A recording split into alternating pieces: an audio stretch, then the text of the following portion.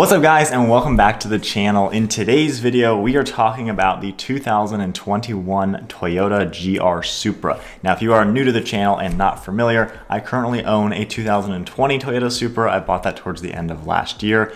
And ever since we've seen what the 2021 is gonna have to offer, I've seen a ton of comments of people asking me what I think about the whole thing with the 2021. So I have all my specifications written out with what they're gonna offer for the model year 21. And we had a lot to go over. Basically, the question is, did we get screwed? Did all of us people who bought the brand new Supra when it first came out, the 2020 model year, did we get screwed because Toyota made it a heck of a lot better for 2021? So then to kick it all off, we're gonna go right into what is new for 21. So first and foremost, there is now a 4-cylinder option, which I think we all knew about. If you don't know, the BMW the Toyota Supra is built in partnership with BMW, and it is basically the BMW Z4 just turned into a Toyota. They still are very different cars. I've driven them back to back. Definitely completely different. But when you look at the Z4, there is a 6-cylinder option and a 4-cylinder option for the US market. And we all pretty much knew the 4-cylinder Supra was going to be coming. So I don't think that caught anybody off guard. From what I'm seeing, the 4-cylinder Supra is going to have exactly the same power plant as the 4-cylinder Z4, 255 horsepower and 295 pound-feet of torque, which is exactly the same. And I don't think we have confirmed pricing, but that should start around $40,000. I'm going to assume $39,999.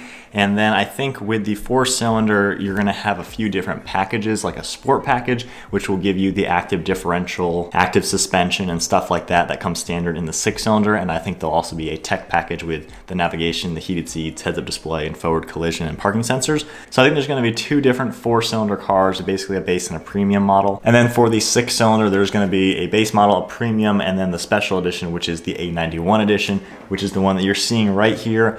In all honesty, that is the best looking Supra by far. If I could go back right now and pick whatever I'd want, that would be the one I would want. The blue looks amazing. That one also gives you a 2-tone interior with leather and Alcantara and blue stitching. And then you have all the satin black accents and the wing on the rear and all around the car. So I do like the way the A91 edition looks. It's basically like the 2020 launch edition, just the 2021 version of the special edition car. So that is pretty cool. I do like that. The name A91 edition doesn't make much sense because A90 is the generation of Supra, like calling it a Mark V. So A91 would technically be the next generation car. So I don't really understand that, but that's basically what we're gonna get. The biggest thing that we're seeing is new for the 6-cylinder is the fact that apparently they have bumped the power a tremendous amount and revised the suspension a lot to make the car a heck of a lot better. So what we know, the 2021, from what Toyota says, is going to have 382 horsepower versus 335 horsepower in the 2020.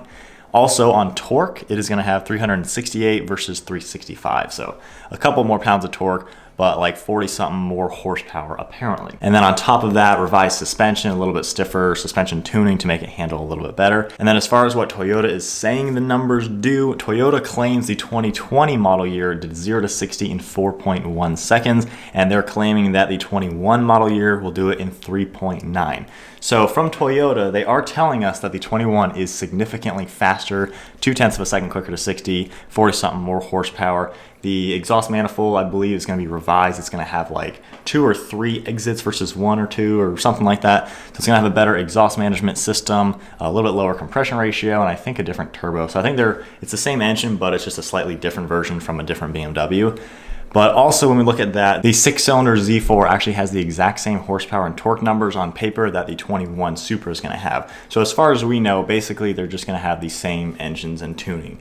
But here's the thing that kind of makes me skeptical on this whole thing. As much as Toyota claims the 20 model had 335 horsepower, myself included and a ton of other people on YouTube who have a Supra have dynoed the 2020 models, and my car pumped out 350 wheel horsepower and 400 wheel torque. Now, if you're unfamiliar with why that's significant, when you look at how much horsepower and torque an engine has, the manufacturer basically rates it at the crankshaft. The crankshaft sits right here and you have pistons bolted to it. So how much power is all the pistons together pumping out at the flywheel, at the crankshaft? And that is basically how they get their horsepower and torque ratings. And then when you bolt on a transmission, a drive shaft, the rear differential, axles, and wheels, it takes energy to spin all those different items to where your wheel horsepower, the actual power at the rear wheels, should be around 15 to 20% lower than your engine's horsepower. So if we look at that figure, 15% drivetrain loss, that should be the 2020 model year should be pumping 284 wheel horsepower and 310 wheel torque. But as we know, my car and a bunch of others is pumping out 350 wheel and 400 wheel torque, which means my engine honestly is pumping out closer to 411 horsepower versus the 335, and the engine's torque is closer to 470 versus the 365. So already they're completely wrong about the 2020. It has a lot more power than they thought, and Car and Driver tested 0 to 60 at 3.8 seconds. Toyota said it was 4.1. So my whole thing with that is I think when BMW and Toyota sat down to develop this car, I think they had a gentleman's agreement to where BMW said, you can't have this car faster and more powerful than our Z4. So I think Toyota said, okay, we're not going to do that. And then they turned around and tuned it up more, made it more powerful, but on paper they wrote that it had less power. So that's my whole thing with that. And then on the 2020 model year, if we look at that, that car should be pumping out 325 wheel horsepower and 312 wheel torque if we do the 15% drivetrain loss. And if we look at the Z4, the 6 cylinders that have been dynoed, they are dynoing it at 373 wheel horsepower and over 400 pound-feet of torque. So already, I don't even believe the numbers on the 2021. I'm honestly gonna guess it only has like 10 to 15 more horsepower, in all honesty. Like, I do not believe the 45 horsepower increase at all. I think the new exhaust system and the different compression ratio and the few other little tweaks have added some power, but I highly doubt it's gonna be anything significant. And from what I know, the lower compression ratio should mean less usable torque, so I don't think it's actually gonna be any different. And then as far as suspension goes, the car stocked for the 2020 model year, definitely on the higher speed is a little floaty. That is something I noticed right away when I hit 100 miles an hour for the first time. And now I have the H&R lowering springs, and that completely is solved. So I think they're just gonna have a little bit stiffer spring rate in that. I don't think anything else is really gonna be changed. So the whole thing is, did we get screwed or not? Yes and no. Everybody who bought a 2020 Toyota Supra is somebody who really, really wanted a Toyota Supra. Like, I wanted a Supra next to my GTR. That's just a dream of mine. So when the new Supra came out, I wanted to get the first year. I wanted it. So everybody who bought it is a really good, loyal Toyota customer, I would say. So for them to then the next year introduce apparently a whole much faster, better car is kind of a slap in the face to all of us loyal buyers who bought the first car right out of the gate, supporting them with their new project. So that's kind of not the best decision. So yes and no on getting screwed. But I think at the end of the day, I think it's going to be pretty much the same car. I highly doubt it'll actually make much of a difference. The 4 cylinders we all should have known about, so that's no surprise. And that car is like 200 or 300 pounds less than the 6 cylinder. And with the tuning of that, you're still going to have a heck of a fun car. So that's a really good option to get into something a lot cheaper. And you tune that up, it's going to be lighter weight, better for handling, and plenty of power. And then back with performance, they're claiming that the 21 model year is going to do 0 to 60 in 3.9 seconds. So they're saying it's going to be 0.2 of a second quicker, but like we've already seen, the 20 is already doing 3.8. So technically the old one's already faster than the new one anyway. So I don't really buy into any of the numbers Toyota is claiming. I do like the new 891 edition, which is a special edition car anyway. So it's not like, you're not going to see a million of them out there. I think there's only 500 or so, but I don't know, that's kind of all the specs and data that I have at least on the two cars. I think Toyota is going in a really good route, especially having the 4-cylinder. I don't know why they didn't at least put this better, slightly more efficient or more powerful engine in the 20 model year. I kind of think Toyota maybe rushed it a little bit just to get this car out, get this project out for 2020, and then 21 is when they unloaded the whole project. You got the 4-cylinder, a few different trim levels, the 6-cylinder, a few different trim levels. So I think they should have then just waited and started off with 2021, or it seems like they had the resources to do all this for 2020. I don't know why they didn't, but that's Toyota for you, I guess. That is what they've done. And I know a lot of people are saying that, oh, you should have waited, the 21's gonna be so much better. In all honesty, for that whole mindset of people who say that, if that's your mindset on cars, you will never, ever be happy, because every single car, the next one is always better. That's just how it is. No matter what car you have, the next one is always better.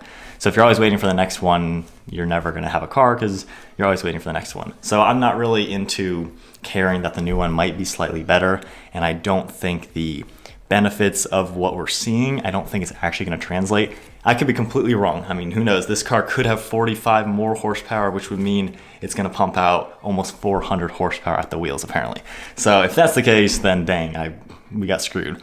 But I don't think that's the case. I think it'll be like 10 to 15 more horsepower and identical torque figures and less usable torque, which honestly will make it not as fun around town. So I don't know. And if you do have a 2020, I would highly recommend doing upgraded springs in it. It only lowers the car an inch and it makes it a million times better. That's my only recommendation for what the car really needs stock. Other than that though, that's kind of, I guess, everything with the 20 versus 2021. I do like the A91. I like the little stripe, the spoiler. I have a picture up here right now. You can see it looks so good in that blue. I think they offer it in white as well. I can't remember. But that is definitely a sweet car. So that's about it for what I wanted to say for today's video, comparing the 2021 to the 2020 Toyota Supra. I really don't think the 21 is some significant upgrade. You slap on some lowering springs, and that's pretty much all you got to do to your 2020 to make it on par. I do not believe at all the power figures, because clearly they lied with the 2020. So I don't really take their word for the 2021 model year at all. But other than that, I'm pretty sure they're going to be pretty much the same cars, slightly tuned up a little bit. But yes, I do wish they would have done all this for 2020, start off strong with everything on the table, and then go from there. It is a little odd to see the second year car already get some drastic changes from what at least they're saying they're doing. You don't normally see that, and especially with a Toyota car, most Japanese cars, they run for like 10 years without really changing. So kind of crazy to see that year number 2, but I guess it is what it is. Even with the Corvette C8, the 2021, all they've added is like 2 colors to it and a few options that you can now mix and match. So nothing too crazy. But that's about it, guys. I hope you enjoyed today's video, and comment down below. What do you guys think? Do you think there is going to be a big difference with these cars? Do you think I'm wrong with my idea about how I don't believe these horsepower and torque numbers at all? Or do you think it actually is going to be a significant upgrade? So I don't know, comment down below. What do you guys think? But that is it, guys. Give the video a thumbs up, smash that subscribe button, and I'll see you guys next video.